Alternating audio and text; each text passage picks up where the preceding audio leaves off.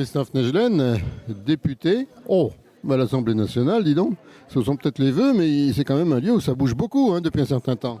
Oui, oui, l'Assemblée nationale est un lieu qui bouge, qui vit, qui a des élus qui ont été, je rappelle, élus sur leur territoire respectif. Et ça a toujours été. C'est vrai qu'aujourd'hui, la grande différence, c'est qu'il y a les réseaux sociaux et les chaînes d'infos en continu. Mais je me souviens, quand on en parlait avec ma grand-mère ou mon arrière-grand-mère il y a 30 ans, ça bougeait déjà beaucoup.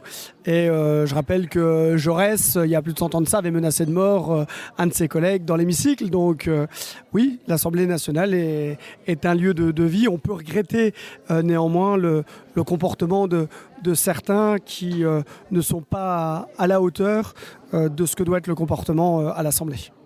On a un petit peu le sentiment quand même, en province surtout, que certains élus ne pensent pas au bien national, mais à la façon de gérer leur parti ou des choses comme ça, non ? Oui, alors je le répète régulièrement, en effet. Je pense qu'il faudrait des fois mettre de côté les égos partisans, les égos politiciens et penser un peu plus au bien-être de la population. C'est d'ailleurs tout ce qui a fait mon engagement politique depuis 7 ans maintenant. Et c'est ce qui est l'essence même de mon groupe parlementaire à l'Assemblée, d'être dans une position assez indépendante, de construction avant tout, et de se dire, voilà, il n'y a pas d'égo politicien, il n'y a pas d'égo partisan, on pense à notre pays, à nos territoires, à ses habitants, et on essaie de faire avancer. Est-ce que tu penses que malgré tout, dans les mois qui viennent, les choses peuvent plutôt s'améliorer ? Oui, alors en tout cas je l'espère et c'est mon combat du quotidien, non seulement chez nous, dans notre territoire, que ce soit dans nos vallées, de la Moselle, de la Moselotte, sur Remiremont, canton du Val d'Ajol, sur Gérardmer, beaucoup de personnes qui viennent me voir avec des problématiques spécifiques à notre territoire et où j'essaie de les aider au mieux. Il y a bien entendu aussi l'hôpital, avec lesquels moi je me réjouis qu'en 2025 on ait le service de soins palliatifs pour lequel je me bats quand même depuis 6 ans maintenant, qui va arriver sans doute au 5e étage de l'hôpital Romary-Montin. Ça c'est un vrai plus et j'en suis fier. Le département des Vosges, c'était l'un des 20 départements français qui n'avaient pas de service de soins palliatifs. Qu'on arrive à en créer un et qu'il soit ici à Remiremont, voilà, c'est un vrai travail collectif aussi. Il faut remercier les professionnels qui ont contribué aussi à ce que ça se fasse.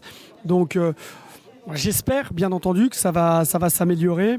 Après, ça va une nouvelle fois dépendre de certains groupes parlementaires et de leur volonté à mettre de côté ces postures partisanes et à un peu plus avancer pour l'intérêt commun. Parce que le travail du député, c'est à la fois du national, mais aussi du local, et en plus conseiller régional, c'est logique. Tout à fait. Je dis toujours qu'on marche sur 2 jambes fortes, cette jambe locale, cette jambe nationale. On doit servir, et c'est comme ça que je le vois, de courroie de transmission entre le local et le national pour remonter toutes les problématiques qu'on voit sur notre terrain avec les spécificités. Parce que quand vous habitez dans la montagne vosgienne, c'est pas la même vie que quand vous habitez à Paris, à Bordeaux, en Guadeloupe ou à Mayotte. Pourtant, c'est tous des territoires français, donc on doit porter aussi cette spécificité territoriale. Et oui, tout à fait, c'est la jambe nationale et la jambe locale. Merci Christophe, à bientôt. Merci à toi et tous mes vœux de bonheur, de santé surtout, à tous les auditeurs de Radio des Ballons.